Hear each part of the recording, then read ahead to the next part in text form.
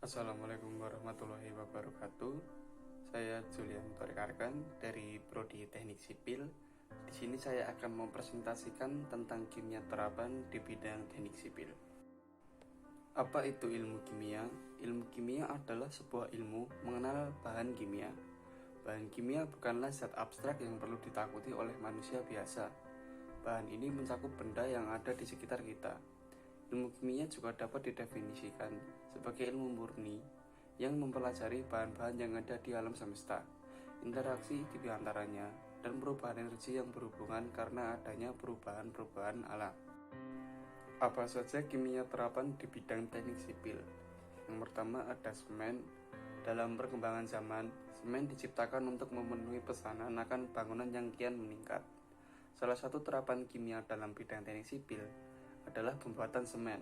Karena itu, perlu dikaji lebih khusus.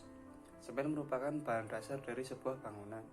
Maka perlu kita ketahui kandungan semen, yaitu ada trikalsium silikat, dikalsium silikat, trikalsium aluminia, tetrakalsium aluminiove, dan gypsum.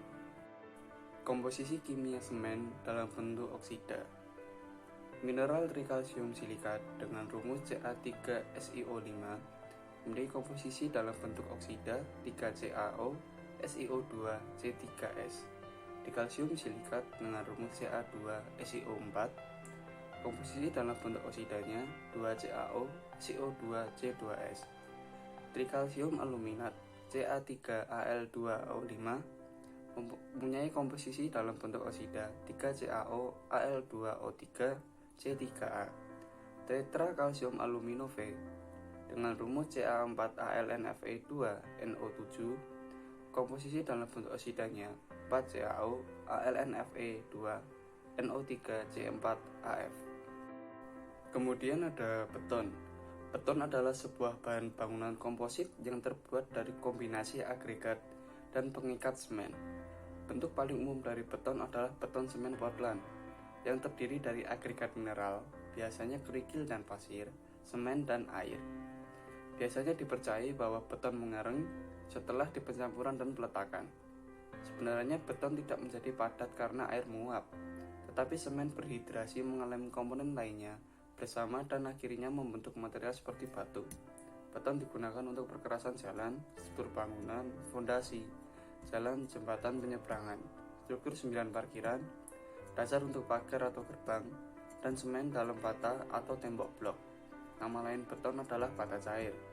Dalam perkembangannya, banyak ditemukan beton baru hasil modifikasi seperti beton ringan, beton semprot, beton fiber, beton berkekuatan tinggi, beton berkekuatan sangat tinggi, beton mampat sendiri, dan lain-lain. Saat ini beton merupakan bahan bangunan yang paling banyak dipakai di dunia. Tujuan penggunaan zat kimia pada beton. Yang pertama, zat kimia untuk mengurangi penggunaan air pada beton.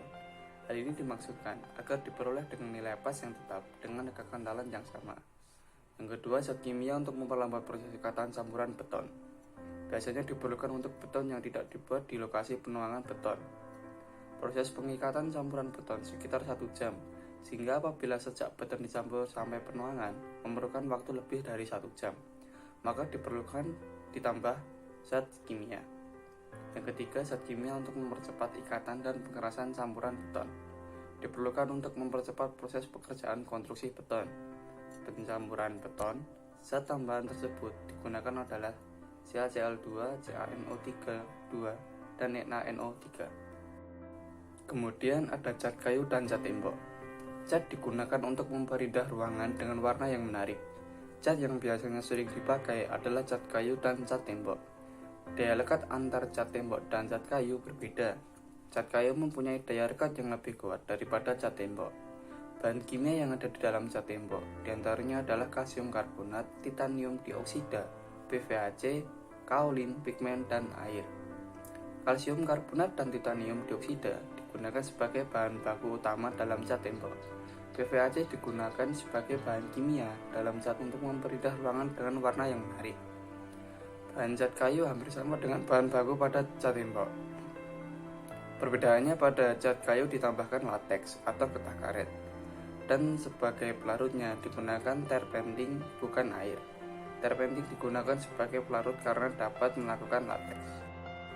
Sekian dari presentasi saya. Wassalamualaikum warahmatullahi wabarakatuh.